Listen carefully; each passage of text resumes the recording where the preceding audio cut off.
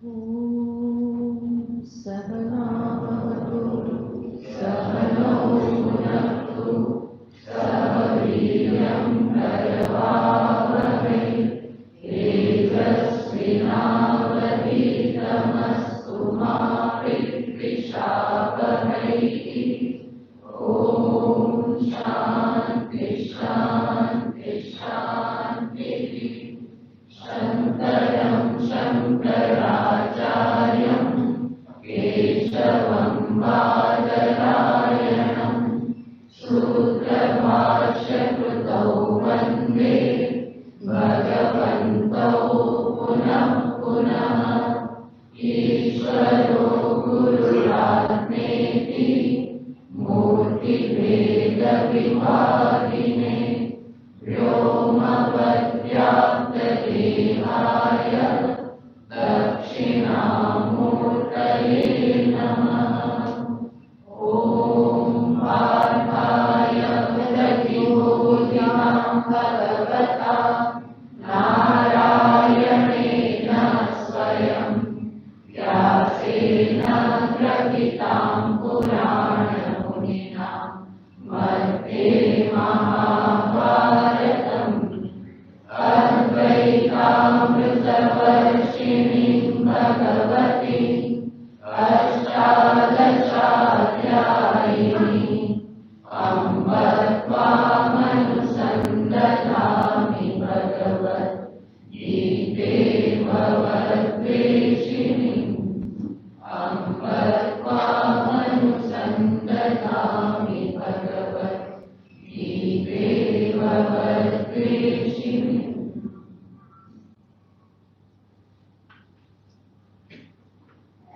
श्रीभगवानुवाच तं विद्या दुःखसंयोगवियोगं योगसंज्ञितं शनैश्चरेण योक्तव्यो योगो निर्विण्णचेतसा सङ्कल्पप्रभवान् कामान् त्यक्त्वा सर्वान् शेषतः मनसैवेन्द्रियग्रामं विनियम्य समन्ततः शनैः शनैरुपरमे बुद्ध्या धृतिगृहीतया आत्मसंसम्मनः कृत्वा न किञ्चिदपि चिन्तयेत् यतो यतो निश्चयति मनश्चञ्चलमस्थिरं ततस्ततो नियम्यैतत् आत्मन्येव वशं नयेत् प्रशान्तमनसं येनं योगिनं सुखमुत्तमम् उपैति शान्तरजसं ब्रह्मभूतमकल्मषम्।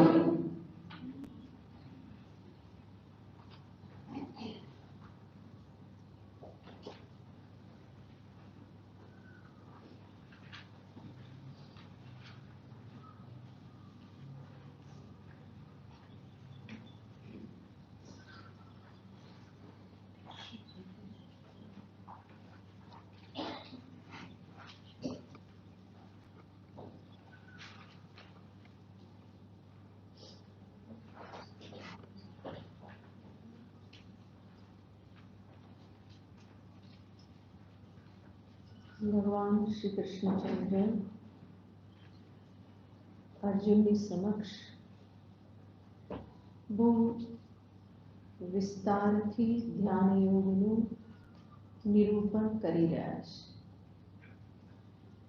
ધ્યાનને માટે પૂર્વ તૈયારી, ધ્યાન કાળની શરીર સ્થિતિ, મનોસ્થિતિ, આ બધાને ભગવાન બહુ વિસ્તારથી દર્શાવી અને પછી આવી આ સાધનાથી પ્રાપ્ત થતું ફળ જે છે એને ભગવાન કૃષ્ણ દર્શાવી રહ્યા છે. જેમાં છેલ્લે કહેવામાં આવ્યું કે આજે સાધના કરનાર યોગી કે જે કેવો છે, પ્રશાંત માનસમ શાંત રજસમ બ્રહ્મભૂતમ અકલ્મષમ, એવા આ યોગીને ઉત્તમ સુખની પ્રાપ્તિ થાય છે. આવું ભગવાને ફળ દર્શાવ્યું, જેના વિશે આપણે ગઈ વખતે વિચાર કરેલો. હજુ આગળના જે 3 શ્લોક જે છે એમાં ભગવાન આ જ સાધના કે જે ધ્યાન થકી પોતાના જ્ઞાનને દ્રઢ કરે છે, તો એ જે સાધના કે જ્યાં જ્ઞાન દ્રઢ થતા અંતે શું ફળ પ્રાપ્ત થાય એનું ભગવાન હજુ આગળના 3 શ્લોકમાં નિરૂપણ કરે છે. આપણે એને જોઈશું. युञ्जन्नेवं सदात्मानं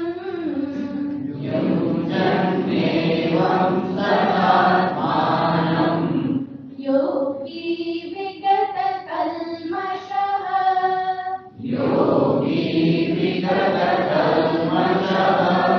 सुखेन ब्रह्म संस्पर्शम्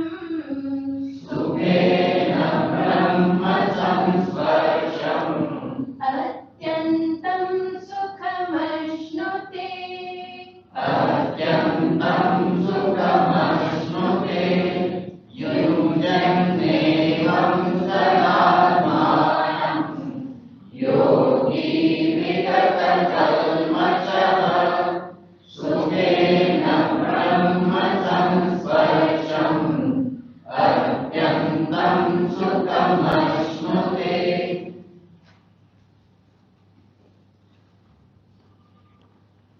भगवान कहते योगी विगत कल्मषः योगी एवं सदा आत्मानं युञ्जन. આવી રીતે યાને જે પણ ભગવાને આગળ બધા વિધિ વિધાન દર્શાવ્યા, ધ્યાનના સંદર્ભના જે પણ પૂર્વ સોપાનો બધા દર્શાવ્યા છે, જેમ કે જે જીવનને સુધારવાનું છે એ તો ભગવાને કહેલું જ છે, પણ એ સિવાય ધ્યાન કાલે સુખાસનમાં બેસવાનું, શરીરની સમસ્થિતિ, કોઈ દિશાને ન જોવી, નાસાગ્ર પર એકાગ્ર કરવું મનને, પ્રાણને પણ એ રીતે સંયમિત કરવા, ઇન્દ્રિયોને સંયમિત કરવી, અને ત્યાર પછી ભગવાને જે આગળ મનની સ્થિતિ દર્શાવી, સંકલ્પ ત્યાગ કરવું, નિવાતવત મનોસ્થિતિ, આ બધાને પણ ભગવાને દર્શાવ્યું. તો આ બધા જ સોપાન જે છે એ સર્વ સોપાનને સામે રાખીને ભગવાન કહે છે એવમ, આ પ્રમાણે જે યોગી, અને યોગી માટે વિશેષણ વાપરે છે વિગત કલ્મષઃ, જેના પાપ ધોવાયેલા છે, જેના પાપ વિગત યાની જેને પાપે છોડી દીધેલ છે, જે શુદ્ધ થઈ ગયેલ છે, એવો યોગી.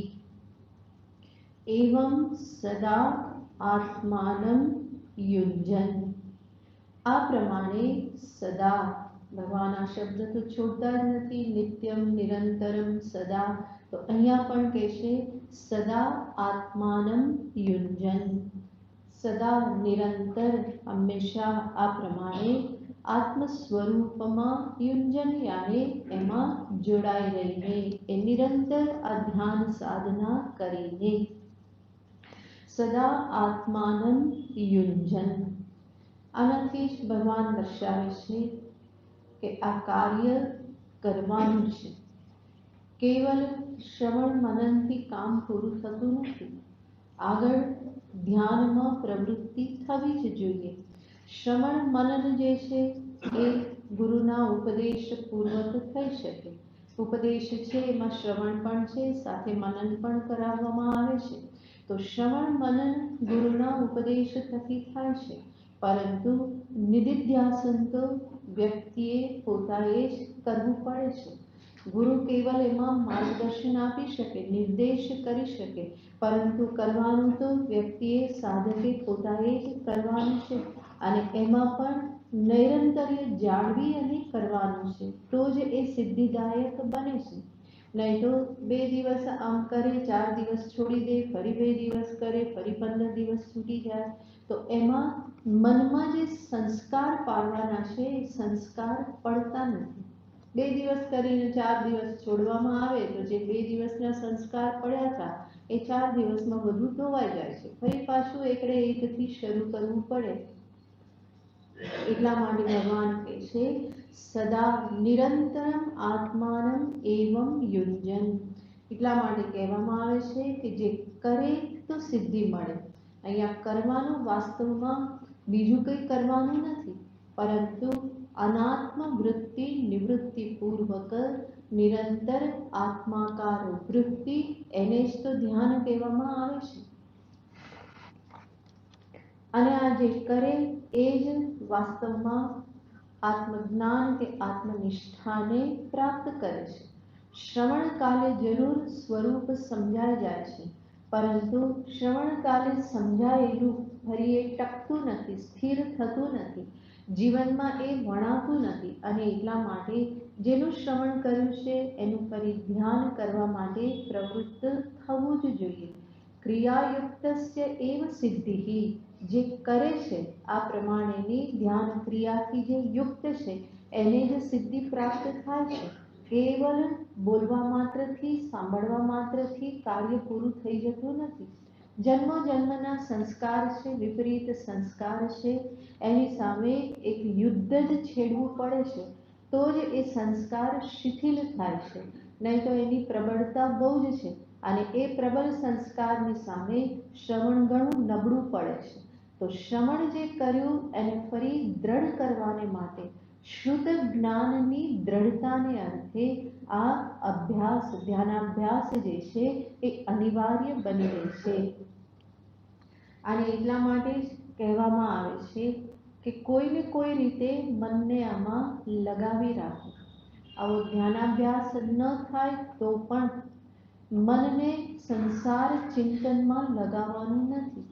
એને કોઈક ને કોઈક રીતે પરમાત્મા તરફ એને પ્રવૃત્ત કરવાનું છે. ધ્યાન થાય તો ધ્યાન કરો, એ ના થાય તો શાસ્ત્રનો અભ્યાસ કરો, જાતે ના થાય શ્રવણ કરો, એ પણ ના થાય તો શ્રવણ કરો. શ્રવણ સિવાયના સમયમાં ફરી એના ઉપર ચિંતન કરવાનો પ્રયત્ન કરો, એ ન થાય તો જપ કરો, પ્રાણાયામ કરો. કોઈને કોઈ રીતે મનને આ કાર્યમાં લગાવી રાખવાનું છે. કામ કરતા કરતા પણ નિરંતર એક તાર એમાં જોડાયેલો જ રહે. ભગવાનની સાથે જોડાયેલા રહો, નામ જપ કર્યા કરો, અને નહીં તો આત્મચિંતન તો કરવાનું જ છે. એ ન થાય તો આમાં મનને રાખો, પણ ભગવાન જે અહીંયા વાત કરી રહેલા છે એ તો આત્મધ્યાનની, આત્મચિંતનની જ વાત છે.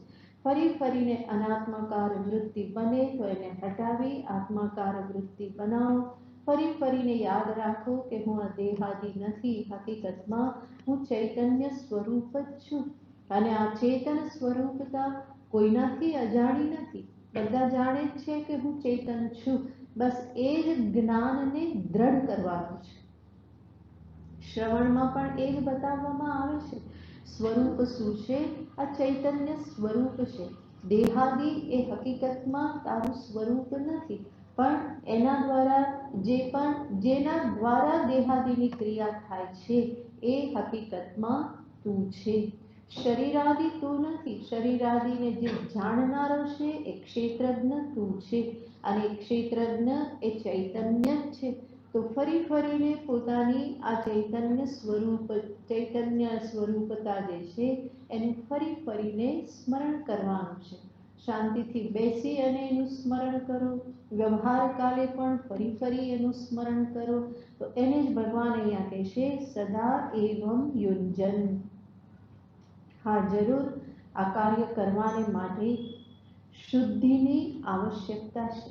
એટલા માટે ભગવાને શબ્દ વાપર્યો છે વિગત કલ્મષ. જેના પાપ, અશુદ્ધિ આ જેના દૂર થયેલા છે. નહીં તો એ મનને એકાગ્ર થવા દેતું નથી. અનેક પ્રકારે ચંચળ થવા માટે નિમિત્તો તો રહેલા જ છે. મન એમાં જ ક્યાંક ફસાઈ જવાનું છે. એટલા માટે ભગવાન કહે છે શુદ્ધ થયેલું અંતઃકરણ જેનું છે. આમ તો જોઈએ તો અજ્ઞાન જ સૌથી મોટી અશુદ્ધિ છે, અને એ અજ્ઞાન દૂર થયું તો સર્વ પ્રકારના પાપ નિવૃત્ત થાય છે.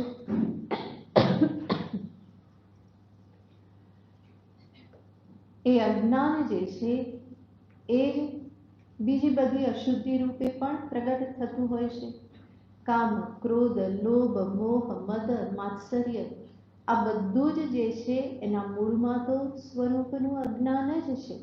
તો પહેલા આ બધાને ક્ષીણ કરવા પડે, પછી અજ્ઞાન દૂર થાય તો આ બધા સંપૂર્ણપણે શાંત થઈ જાય. તો એકદમ જ શાંત થવાના નથી, એકદમ જ્ઞાન પ્રાપ્ત થવાનું નથી. શરૂઆત કરવી પડે કે આ બધા આવેશોને, વિકારોને ક્ષીણ કરીએ. એના માટે જ નિષ્કામ કર્મ છે, ભક્તિ છે, આ બધા સાધનો છે. એ ક્ષીણ થયું, અંતર શુદ્ધ થયું તો એમાં જ્ઞાનની પ્રાપ્તિ થાય, અને જ્ઞાન પ્રાપ્ત થયું તો ફરી આ જે કંઈ પણ વધેલા છે એ બધા પણ નિવૃત્ત થઈ જાય છે. તો ભગવાન અહીંયા જ્યારે કહે છે વિગત કલ્મશઃ, તો બંને બાજુ લેવાનું છે, જ્ઞાન પૂર્વેની શુદ્ધિ અને જ્ઞાન થતાં જે સંપૂર્ણ શુદ્ધ થઈ જાય છે.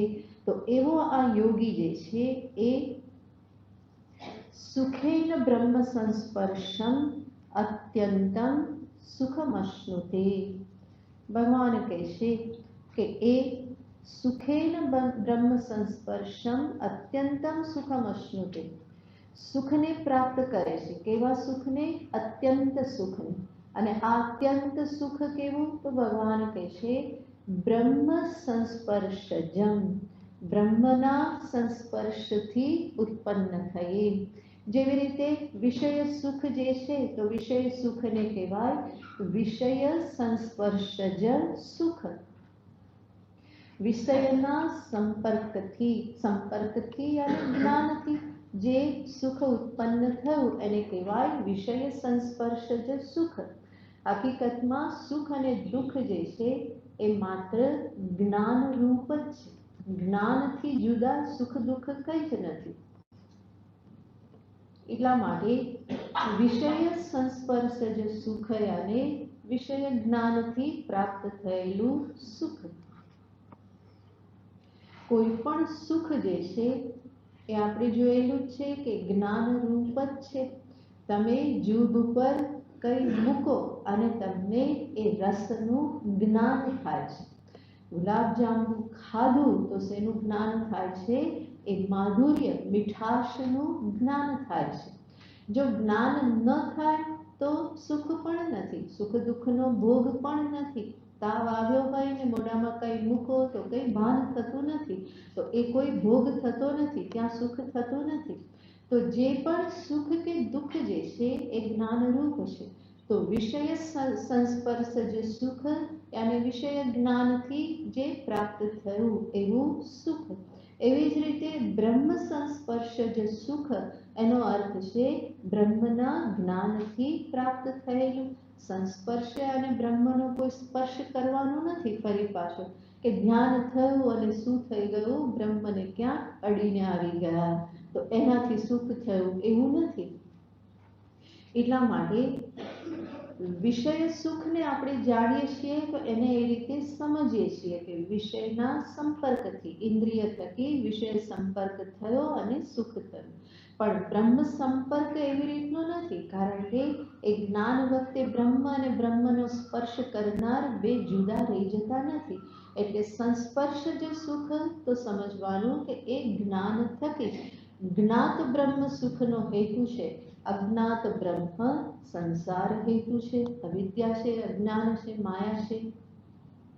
તો અહીંયા આ ધ્યાનના પરિપાકે બ્રહ્મનું ભાન થયું, જ્ઞાન થયું. એટલા માટે ભગવાન કહે છે બ્રહ્મ સંસ્પર્શમ સુખમ. અને આ સુખ કેવું છે?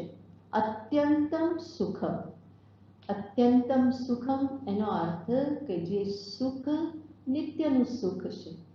જે સુખને પ્રાપ્ત કર્યા પછી બીજું સુખ પ્રાપ્ત કરવાનું રહેતું નથી.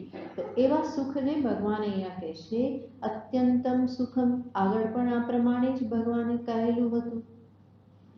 ઉપૈતિ શાંત રજસમ બ્રહ્મભૂતમ કલ્મશમ ઉત્તમમ સુખમ અશ્નુતે. આગળ જેને ઉત્તમ કહ્યું હતું અને ભગવાન અહીંયા અત્યંત શબ્દથી દર્શાવે છે. એટલું જ નહીં, ભગવાન સાથે સાથે એક શબ્દ વાપરે છે. આ સુખને કેવી રીતે પ્રાપ્ત કરે છે? કે છે સુખેન. સુખેન યાને આનંદથી, સરળતાથી. બ્રહ્મ સુખને કેવી રીતે પ્રાપ્ત કરી લે છે? ભગવાન કહે છે સરળતાથી. આ જે ફળ જે છે એને સુખપૂર્વક પ્રાપ્ત કરવું, એનો અર્થ છે અધિકારીત્વ પૂર્વક પ્રાપ્ત કરવું. અધિકારી હોય તો એ કેવું બની રહેશે?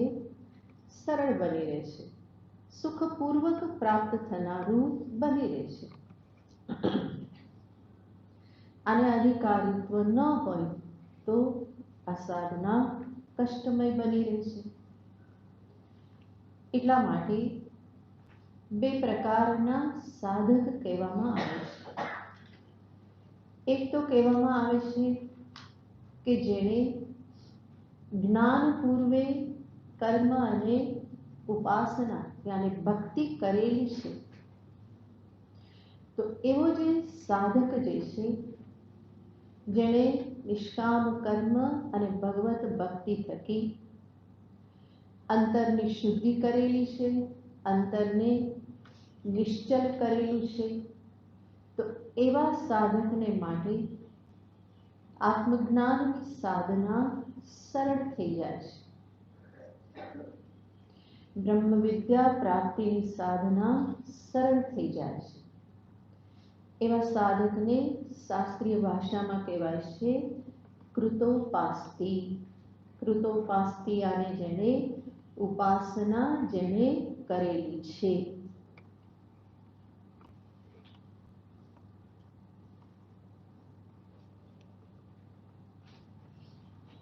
અને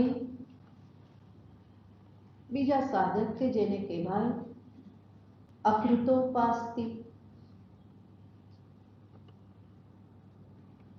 અકૃતોપાસ્તી કે જેને આ આત્મજ્ઞાનના માર્ગમાં આવતા પહેલા, શ્રવણ આદિમાં પ્રવૃત્ત થતા પહેલા જેને નિષ્કામ કર્મ કે ભગવત ભક્તિ કરેલા નથી, એને કહેવાય છે અકૃતોપાસ્તી. હવે આ બંનેમાં જોઈએ તો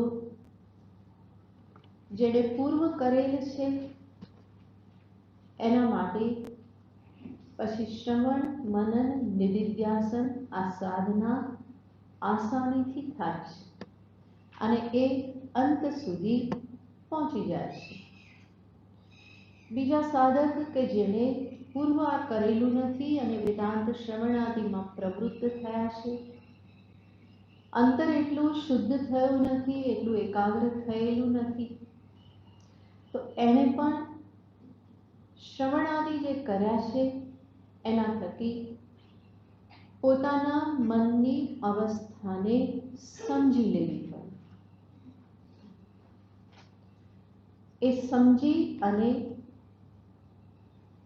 એણે પોતાના જીવનમાં સાધનનો સ્વીકાર કરવો પડે. યાની અંતર હજુ શુદ્ધ નથી થયું, વેદાંત શ્રવણ કર્યું છે, પરંતુ એ જ્ઞાનમાં સ્થિર થવું હજુ કઠિન લાગે છે. નિધિધ્યાસનમાં પ્રવૃત્તિ થઈ શકતી નથી. તો એ વ્યક્તિએ પોતે પોતાના મનની સ્થિતિને સમજી અને જે પણ નિષ્કામ કર્મ કે જપ આદિ જે સાધન જે છે એમાં પ્રવૃત્ત થઈ જવું પડે. એમાં પ્રવૃત્ત થઈ અને પહેલા અંતરને તૈયાર કરવું પડે.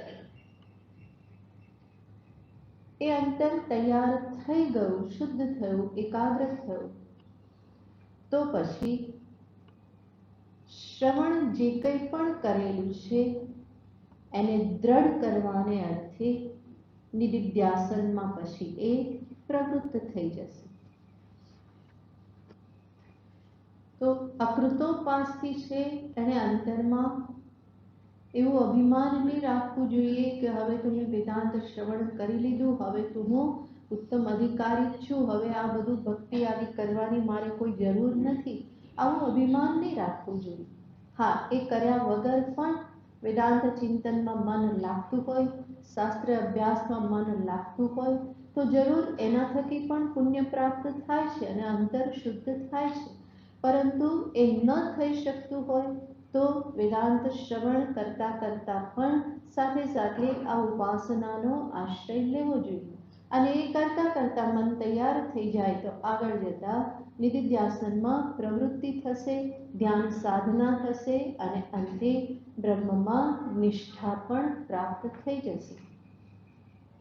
પહેલા પણ આપણે જોયેલું છે કે આ સ્થિતિ કેવી છે, તો કે બહેનો જે રસોઈ કરતી હોય રસોડામાં, તો ઘણી બહેનો રસોઈ કરી, જમી કરી, રસોડું સાફ કરી અને પછી આરામ કરવા જાય, બધું કામ પતાવી અને પછી આરામ કરે.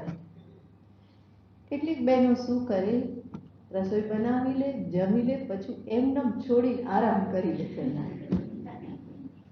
કે હવે પછી ઉઠીને કરીશું એમ. તો આ જે સ્થિતિ છે કે પહેલા એ આરામ કરી લે અને પછી ફરી પાછું શું કરે, ફરી એ રસોડું સાફ કરે, વાસણ સાફ કરે, બધું કરે. તો આવી રીતે આ બે પ્રકારની સ્થિતિ છે. કઈ નહીં જોયું. એવું જ જ્ઞાન સાધનામાં પણ છે. જે પહેલા જેણે કામ નથી કર્યું, કર્મ ઉપાસના નથી કર્યા અને સીધા વેદાંત શ્રવણમાં આવી ગયા, તો પહેલા નથી કર્યું તો એને શું કરવું પડશે, પછી પણ કરવું પડશે. જેણે પહેલા કર્યું છે એને પછી નહીં કરવું પડે. તો આ બે પ્રકારે આ પ્રમાણે સાધકો હોય છે. બંને પોતાની સ્થિતિને સમજી અને સાધનાને સ્વીકાર કરવાની હોય. આવી રીતે મનને ખુલ્લું રાખી પોતાના અધિકારીત્વને જે સમજી શકે, તો એવા સાધકને માટે ભગવાન અહીંયા કહે છે સુખેન બ્રહ્મ સંસ્પર્શમ. જેણે અધિકારીત્વ પ્રાપ્ત કર્યું છે આવી ધ્યાન સાધનાને માટે, તો એ સુખપૂર્વક આ બ્રહ્મ નિષ્ઠાને, બ્રહ્મ સુખને પ્રાપ્ત કરી શકે છે. સુખપૂર્વક યાને એની યાત્રા જે છે કેવી બની રહે છે, સરળ બની રહે છે. યાત્રામાં એને બહુ કષ્ટ નથી થતું. ઘડીક ચાલ્યું, ફરી પાછું ગાડી ઉતરી ગઈ, ફરી ચડાવી, ફરી ઉતરી ગઈ, આવું બધું થતું નથી.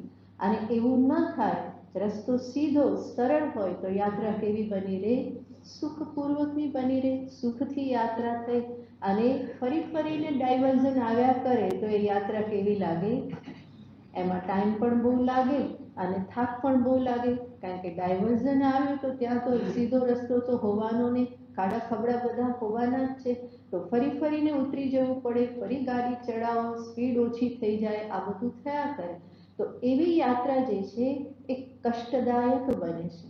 પણ ભગવાન અહીંયા કહે છે સુખેન બ્રહ્મ સંસ્પર્શમ, સુખપૂર્વક એ આ યાત્રા કરે છે. જર્ની સેલ્ફ એના માટે શું બની જાય છે, આનંદ બની જાય છે, દુઃખદાયક નથી રહેતી. તો એને ભગવાન અહીંયા કહે છે સુખેન બ્રહ્મ સંસ્પર્શમ અત્યંતમ સુખમ અશ્નુતિ. આ રીતે કયા પછી હવે આગળ ફરી ભગવાન આ યોગ સાધનાનું જ ફળ બતાવે છે, ધ્યાન સાધનાનું જ હજુ આગળ ફળ બતાવે છે. આગળ જે ભગવાન હવે દર્શાવે છે એમાં એક પ્રકારે ઉપદેશ પણ સમાયેલો છે અને એ ઉપદેશમાં સ્થિર થવાથી પ્રાપ્ત થતું જે ફળ જે છે એ ફળ પણ એમાં સમાયેલું છે. ભગવાન જે હવે ફળ દર્શાવે છે એ ફળ ભગવાન ઉપનિષદનું જે મહાવાક્ય છે, તત્વમસી મહાવાક્ય, એના તત્વમ અસી આ 3 પદના આધારે ભગવાન એ ફળ દર્શાવે છે. તો ભગવાન 29, 30 અને 31માં શ્લોકમાં આ ફળ દર્શાવવાના છે. એમાં સર્વપ્રથમ ત્વમ પદાર્થના વર્ણન થકી ફળ દર્શાવે છે. બીજામાં તત્પદાર્થના વર્ણન થકી 30મા શ્લોકમાં ફળ દર્શાવે છે. અને 31મા શ્લોકમાં ऐक्य 80 પદાર્થના વર્ણન થકી ભગવાન ફળ દર્શાવે છે.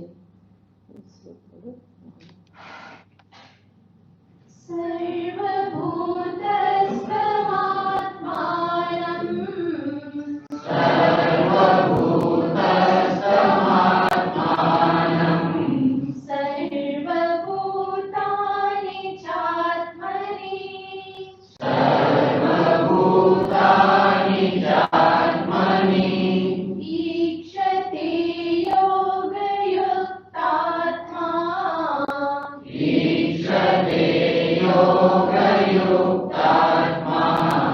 सर्वत्र समदर्शनः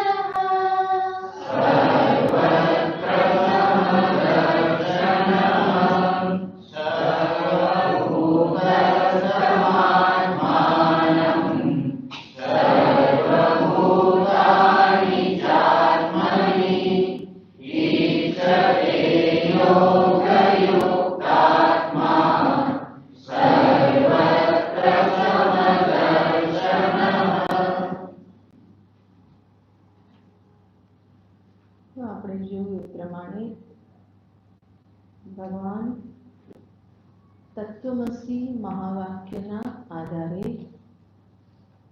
આ ધ્યાન સાધનાનું ફળ દર્શાવે છે. તત્વમસી મહાવાક્યમાં 3 પદ રહેલા છે. તત્, ત્વમ, અસી. તે તું છે, મીન્સ તું તે પરમાત્મા સ્વરૂપ જ છે. આ જે ઉપદેશ જે છે એ જે 3 પદ એને જ કહેવામાં આવે છે ત્વમ પદ. ત્વમ પદ, ત્વમ યાને તું. તું યાને ગુરુ જેને ઉપદેશ આપી રહેલા છે એ શિષ્યને કહે છે કે તું. એ તુંનો અર્થ શું થાય? હું. તો એ જેને તું કહે છે એ ત્વમ પદ, એને કહેવાય ત્વમ પદ. તત્વમ અસી આ બધા પદ શબ્દને સંસ્કૃતમાં કહેવાય પદ. તો ત્વમ જે છે તું, એ તું યાને હું કોણ? એ જે હું શબ્દનો જે અર્થ જે સમજવાનો છે એ છે હું યાને વાસ્તવમાં ચૈતન્ય તત્વ. અને જ્યારે હું મારા અહમને, મારા સ્વરૂપને ચૈતન્ય રૂપે સમજી લઉં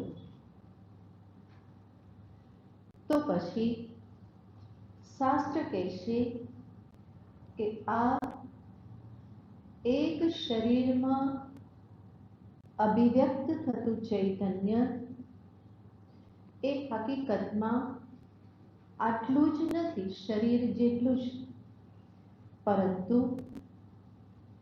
એ વ્યાપક છે. એ જ વ્યાપક ચૈતન્યને શાસ્ત્ર બ્રહ્મ શબ્દથી કે પરમાત્મા શબ્દથી કહે છે.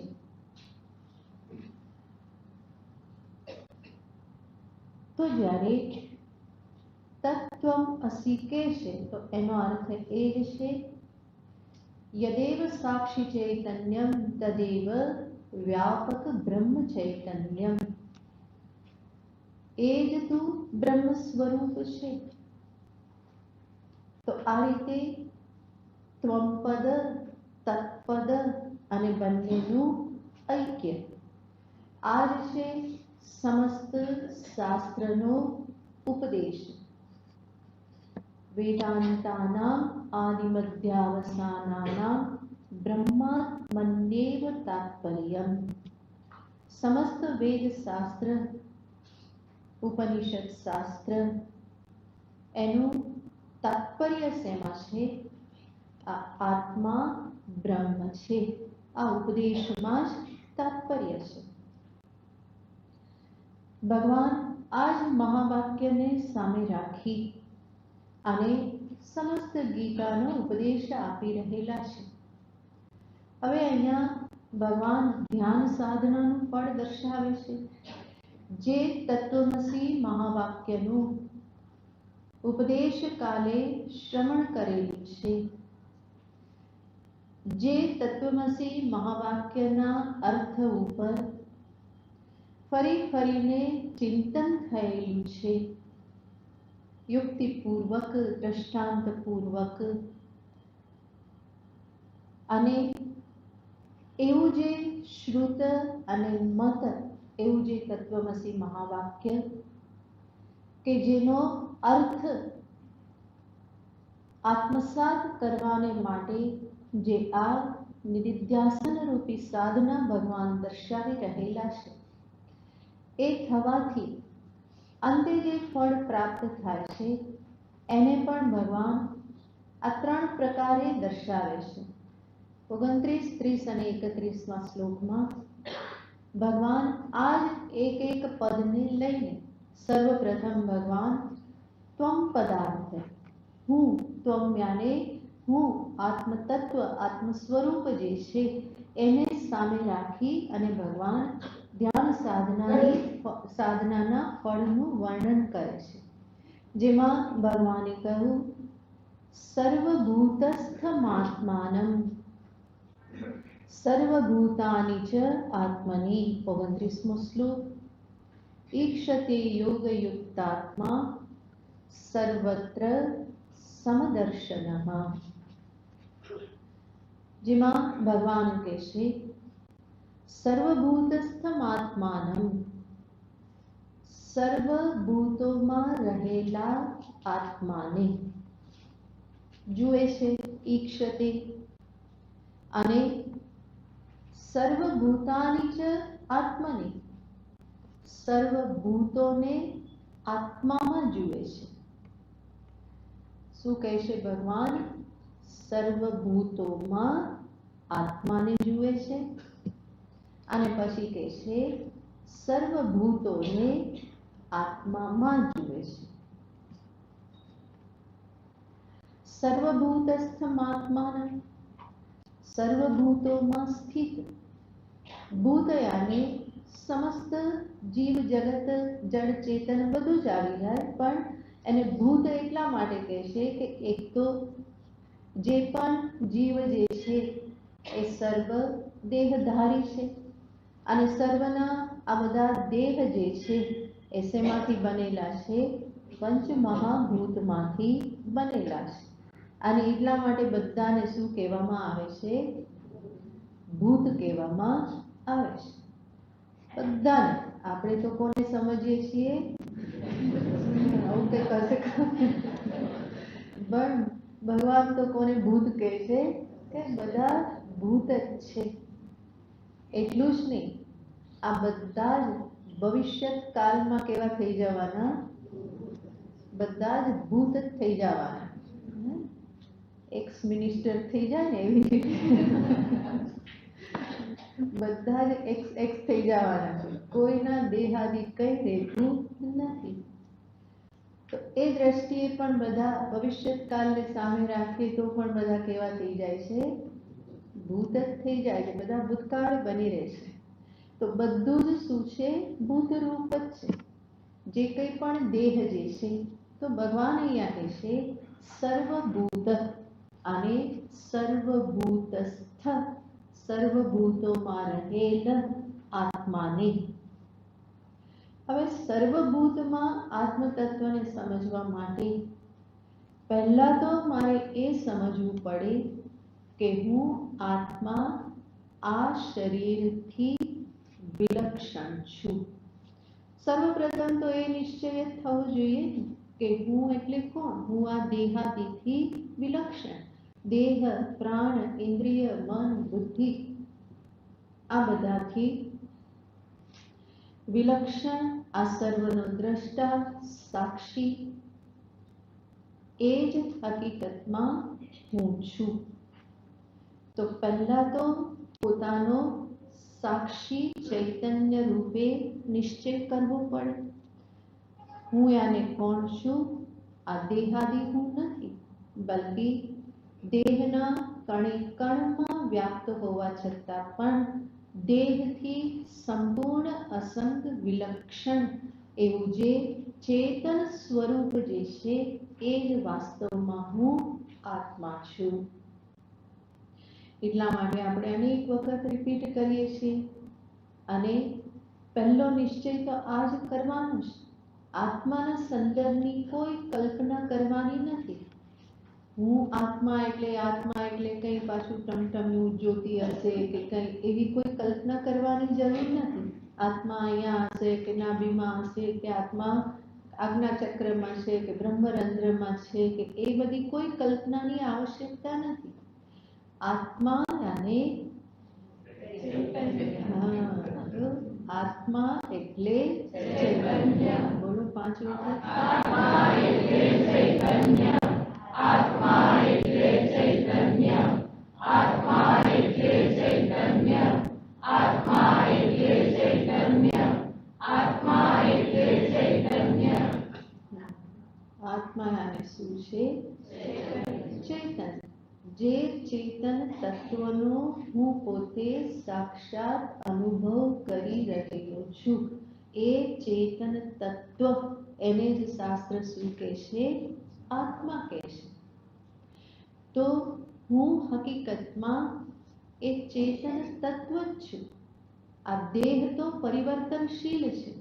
બાળક દેહ, યુવા દેહ, પ્રૌઢ દેહ, વૃદ્ધ દેહ આ તો બદલતું રહે છે. પણ એની પાછળનો હું જે છે એ હું કેવો રહેશે? એક જ રહેશે. જે બાળક દેહને જાણે છે, જે યુવા દેહને જાણે છે અને જે વૃદ્ધ દેહને પણ જાણે છે, તો એનો જાણનારો આ દેહથી વિલક્ષણ અલગ એવો એ ચેતન તત્વ છે. જાણનાર હંમેશા કેવો હોય? ચેતન જ હોય. કોઈ જડને જ્ઞાન ના થાય. આ પુસ્તકને કોઈ જ્ઞાન ના થાય. ભલે પુસ્તકમાં બધા શ્લોકો છે, અર્થ પણ છે, બધું જ છે, પણ પુસ્તકને જ્ઞાન ના થાય, ટેબલને જ્ઞાન ના થાય. ટેબલને એ ભાન નથી થવાનું આ મારા કેટલા અહો ભાગ્ય હું વેદાંત શ્રવણ કરું છું, મારા ઉપર ઉપનિષદનું પુસ્તક રાખવામાં આવે છે. અને એવું હોત તો સૌથી વધારે ભાગ્યશાળી કોણ માનત પોતાને? એ કહે છે મારા થકી બધાને જ્ઞાન થાય છે, ઘટપટ બધું એ મારા થકી બધું થાય છે, હું કેટલો ભાગ્યશાળી, કેટલા બધાને જ્ઞાન કરાવું છું. આવું કંઈ ભાન એને થતું નથી. તો જ્યાં જ્ઞાન છે એ હંમેશા કેવું હોય? ચેતન રૂપ જ હોય. તો જે આ દેહને જાણે છે, સર્વ દેહના પરિવર્તનને જે જાણે છે, જાગૃત અવસ્થામાં સર્વ વિષયોનું ભાન જેને થાય છે, સ્વપ્નાવસ્થામાં પણ જે સ્વપ્નના પદાર્થોને જે જાણે છે, અને સુષુપ્તિ અવસ્થામાં જે જાણે છે કે અહીંયા કંઈ નથી, કંઈ ભાન થયું નહીં, એ જે જાણે છે એ કોણ છે?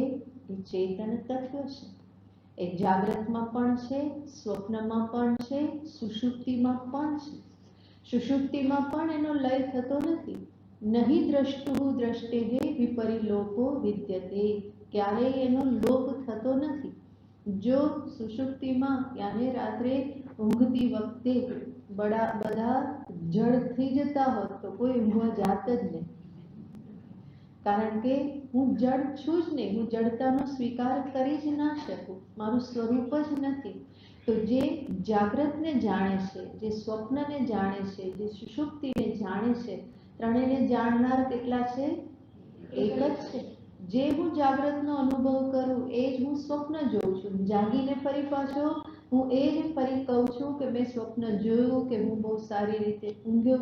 એનો અર્થ આ ત્રણ અવસ્થામાં પણ જે એક સમાન રૂપે રહેલ છે, દેહની વિભિન્ન અવસ્થાઓમાં જે સમાન રૂપે રહેલ છે, ઇન્દ્રિયોની પણ અવસ્થાઓમાં જે સમાન રૂપે છે, મન બુદ્ધિની પાછળ જે એક સમાન રૂપે રહેલ છે, જેને અહમ અહમ શબ્દથી, હું શબ્દથી જેને કહેવામાં આવે છે, શાસ્ત્ર જેને ત્વમ શબ્દથી કહે છે, તો એ જ છે આત્મતત્વ. આત્માના સંદર્ભની કોઈ કલ્પના નહીં. આત્મા અહીંયા ક્યાંક છે કે બહાર ક્યાંક છે, કે એને પામવાનો છે, કે આ કોઈ કલ્પના નહીં. આત્મા તમે સ્વયં છો જ, અને એ ચૈતન્ય સ્વરૂપ એ મારે સમજવાનું છે. સર્વપ્રથમ નિર્ણય એ કરવો પડે કે હું યાને આ ચેતન તત્વ છું, જે આ દેહથી વિલક્ષણ છે, દેહમાં હોવા છતાં પણ જે દેહથી વિલક્ષણ છે, જેને ઇન્દ્રિય જોઈ શકતી નથી, ગ્રહણ કરી શકતી નથી, પણ જેના કારણે ઇન્દ્રિયોની પ્રવૃત્તિ છે. આંખ જેને જોઈ શકતી નથી, પણ જે ચેતન તત્વના કારણે આંખ જુએ છે. કાન જેને સાંભળી શકતા નથી, પણ જે ચેતન તત્વના કારણે કાન સાંભળે છે, એ બ્રહ્મ તત્વ છે. તદેવ બ્રહ્મત્વમ વિદ્ધિ નેદમ યદિદમ ઉપાસતે. જેને સૂંઘી શકાતો નથી, પણ જેના કારણે જે નાસિકા સૂંઘે છે, એ સામાન્ય એ સૂંઘવાનું જ્ઞાન જેના કારણે, એ શક્તિ સામર્થ્ય જેના કારણે છે, એ કયું તત્વ છે? ચેતન તત્વ. એટલા માટે મૃતદેહ છે તો ત્યાં કોઈ કાર્ય થતું નથી, કારણ કે ત્યાં ચૈતન્ય અભિવ્યક્ત થતું નથી. તો હું આ દેહાદિથી વિલક્ષણ ચૈતન્ય માત્ર તત્વ છું. એ ચૈતન્ય તત્વ એ જ આત્મ તત્વ છે. આ નિશ્ચય પહેલા થવો જોઈએ. અને ત્યાર પછી ભગવાન જે અહીંયા કહે છે, સર્વભૂતસ્થમાત્માનમ, આ ચેતન તત્વ જે અહીંયા જે છે, બીજા શરીરમાં પણ શું છે? એ જ ચેતન તત્વ છે. ત્રીજા શરીરમાં પણ એ જ ચેતન તત્વ છે. તો સર્વભૂતસ્થ, બધા જ ભૂતોમાં સ્થિત શું છે? આત્મા. આત્મા સર્વભૂતોમાં સ્થિત છે. એ આ ચૈતન્ય, આ શરીરમાં એક ચૈતન્ય જે સ્થિત છે, બીજા શરીરમાં પણ શું છે? ચેતન છે. ત્રીજા શરીરમાં પણ ચૈતન્ય, ચોથા શરીરમાં. તો સર્વભૂતસ્થમ આત્માનમ ઈક્ષતે, જુએ છે. આગળ ભગવાન કહે છે, સર્વભૂતાની ચ આત્મની. પહેલા કહે છે સર્વભૂતોમાં આત્માને જુએ છે, અને પછી કહે છે સર્વભૂતોને આત્મામાં જુએ છે. એક વખત આ નિશ્ચય થાય કે હું આ દેહથી વિલક્ષણ ચેતનાત્મ તત્વ છું. ત્યાર પછી બીજો નિશ્ચય થાય કે સર્વ દેહોમાં એ જ ચૈતન્ય છે, એ જ ચેતન આત્મા છે. જેવી રીતે હું ચેતન આત્મા અહીંયા દેહથી વિલક્ષણ અસંગ સર્વ અવસ્થાઓમાં હોવા છતાં પણ એ સર્વથી પર એવું અસંગ સાક્ષી ચૈતન્ય સ્વરૂપ હું છું. એવી જ રીતે એ ચેતન તત્વ સર્વ દેહમાં છે. સર્વમાં એ જ એક આત્મ તત્વ છે. આગળ ભગવાન કહે છે, એને સમજવા માટે એ જ જોવાનું છે કે આત્મ તત્વ અહીંયા છે. હું એક આત્મ સ્વરૂપ ચેતન છું. બીજા દેહમાં પણ ચેતન આત્મા છે. આવી જ રીતે માત્ર સમજે તો ચેતન કેટલા બધા થઈ જાય? અનેક થઈ જાય. પણ શાસ્ત્ર કહે છે ચેતન આત્મા તો એક જ છે. એનો અર્થ આ શરીરમાં ચેતન આત્મા છે, બીજા શરીરમાં ચૈતન્ય આત્મા છે, તો વચ્ચેની જગ્યામાં છે કે નહીં? આવું જ કે તો વચ્ચેની જગ્યામાં તો શરીર નથી. તો શરીર નથી તો ત્યાં આત્મા પણ ના હોય. તો એવું નથી. એટલા માટે સમજવાનું છે કે અહીંયા જે ચેતન આત્મતત્વ, ત્યાં ચેતન આત્મતત્વ હકીકતમાં અનેક નથી, પરંતુ સર્વમાં એક જ છે. જેવી રીતે સર્વમાં એક જ આકાશ રહેલું છે, અલગ અલગ નથી. શરીર અનેક છે, અંતઃકરણ અનેક છે, આકાશ સર્વમાં કેવું છે? એક સમાન છે. એવી જ રીતે વ્યાપક આત્મા સર્વમાં એક સમાન છે. અનેક વખત દ્રષ્ટાંતથી આપણે જોયેલું છે સવારના ક્લાસમાં. જેવી રીતે કહેવામાં આવે કે અહીંયા આ 100 ઘડા છે અને 100 ઘડાની અંદર આકાશ છે. ઘડાની અંદર રહેલા આકાશને કહેવાય ઘટાકાશ. 100 ઘડાની અંદર કેટલા ઘટાકાશ છે? 100 ઘટાકાશ. હવે ત્યાં આગળ વિચાર કરવો પડે કે જ્યારે કહેવામાં આવે છે ઘડામાં ઘટાકાશ છે, એ આકાશના સ્વરૂપમાં વિચાર જ્યારે કરવામાં આવે તો મને સમજાય કે ઘટની અંદર આકાશ છે, બીજા ઘટની અંદર આકાશ છે. તો આ બે ઘટની અંદર જે એક ઘટાકાશ, બીજું ઘટાકાશ, ત્રીજું ઘટાકાશ, તો બે ઘટની વચ્ચે શું છે? આકાશ જ છે ને. પણ પહેલા સમજાવવા માટે કહેવામાં આવે કે ઘટમાં આકાશ છે. 100 ઘડા, તો 100 ઘડામાં શું છે? આકાશ, ઘટાકાશ છે. ઘડામાં આકાશ છે.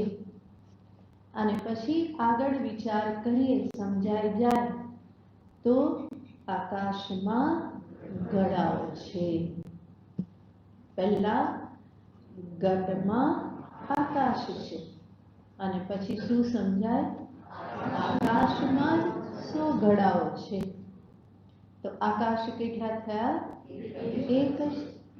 એવી જ રીતે અહીંયા પણ સર્વભૂતસ્થમાત્માનમ, સર્વભૂતોમાં આત્મા છે. તો પહેલા તો ભૂતોમાં જોતા શીખવાનું છે. અને એ ખબર પડી, એ સમજાયું અને ચૈતન્ય સ્વરૂપનો વિચાર કરીએ. જેવી રીતે આકાશનો વિચાર કરીએ, ઘડામાં આકાશ છે, બરાબર.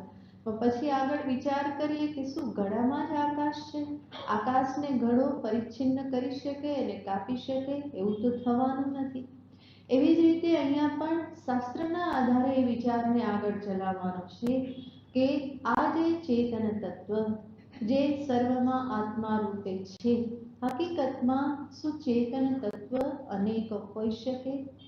શું આ દેહ થકી ચૈતન્ય પરિચ્છિન્ન થઈ શકે? અમને ગુરુજનો સમજાવતા કે આ આંગળીના ટેરવા સુધી ચેતન છે કે નહીં? એટલે તો આંગળી હલે છે. તો આ ટેરવા સુધી ચેતન છે, તો આના પછી નથી એવું કહેવા માટે કારણ શું છે? તમે કહો કે અહીંથી 6 ઇંચ દૂર નથી, તો આ હાથ ગયો તો છે કે નહીં? હા છે. તો અહીંયા સુધી જ છે એવું એને પરિમિત કરવા માટે કોઈ યુક્તિ નથી, કોઈ કારણ નથી. શાસ્ત્ર કહેશે વ્યાપક છે, તો એ રીતે જ સમજવાનું છે. જેવી રીતે બીજું દ્રષ્ટાંત છે, સૂર્યપ્રકાશ વ્યાપક છે. એટલા માટે અરીસો રાખે તો એનું તરત જ રિફ્લેક્શન થાય અને એ અરીસાને તમે આ ખૂણામાંથી બીજા ખૂણામાં લઈ જાઓ તો ત્યાં પણ એનો પ્રકાશ રિફ્લેક્ટ થાય જ છે. તો અરીસામાં જે અહીંયા પ્રકાશ જણાતો હતો, એ પ્રકાશ ચાલતો ચાલતો ત્યાં ગયો તો શું થયું? ત્યાંનો પ્રકાશ વ્યક્ત થાય છે. તો પ્રકાશ તો કેવો છે? વ્યાપક છે, સર્વત્ર છે. પ્રકાશ વ્યાપક છે. એવી જ રીતે ચેતન તત્વ જે છે એ હકીકતમાં એક શરીરમાં બદ્ધ નથી, પરિચ્છિન્ન નથી, એ પણ વ્યાપક છે. અને જ્યારે એની વ્યાપકતા હું સમજી જાઉં તો એને જ ભગવાન કહે છે સર્વભૂતાનિ ચ આત્મની. જેવી રીતે ગળામાં આકાશ અને પછી બધા જ ગળા ક્યાં છે? આકાશમાં. એવી રીતે શરીરમાં ચેતન આત્મા અને પછી શું સમજાય? એક જ ચેતન તત્વમાં આ બધા જ શરીરો છે. તો એને ભગવાને અહીંયા દર્શાવ્યું. સર્વભૂતસ્થમ આત્માનમ સર્વભૂતાનિ ચ આત્મની. સર્વભૂતોને આત્મામાં. પહેલા દેહમાં આત્મા અને પછી બધા દેહ શેમાં? આત્મામાં, આત્મ ચૈતન્યમાં. આવી રીતે યોગયુક્તાત્મા, યોગથી યુક્ત એવો આજે યોગી જે છે એ ઈક્ષતે. ઈક્ષતે યાને જુએ છે, આવું દર્શન એ કરે છે. અને આ જે દર્શન જે છે એ શું દર્શન છે? ભગવાન કહે છે સર્વત્ર સમદર્શન. ઈક્ષતે યોગયુક્તાત્મા સર્વત્ર સમદર્શન યોગયુક્તાત્મા એવં ઈક્ષતે. એનું દર્શન કેવું છે? સમદર્શન છે. ભગવાન આગળ 5મા અધ્યાયમાં પણ કહી ચૂકેલા છે. સમ કોનું નામ છે? બ્રહ્મનું નામ છે. નિર્દોષમ હિ સમમ બ્રહ્મ. તો સમમ બ્રહ્મ, કારણ કે સમ વસ્તુ એક જ છે અને એ શું છે? ચેતન તત્વ, બ્રહ્મ તત્વ જ છે. બીજી બધી જ વસ્તુ કેવી છે? ક્યાંક છે ક્યાંક નથી એવું જ છે. પણ ચેતન તત્વ કેવું છે? તો કે દેશ કાલ વસ્તુ પરિચ્છેદ શૂન્યમ સર્વત્ર સમમેવ વર્તતે. સમાન રૂપે જે સર્વત્ર છે. તો ભગવાન કહે છે સર્વત્ર સમદર્શન. એનું સર્વત્ર સમદર્શન છે. આના વિશે વિશેષ પછી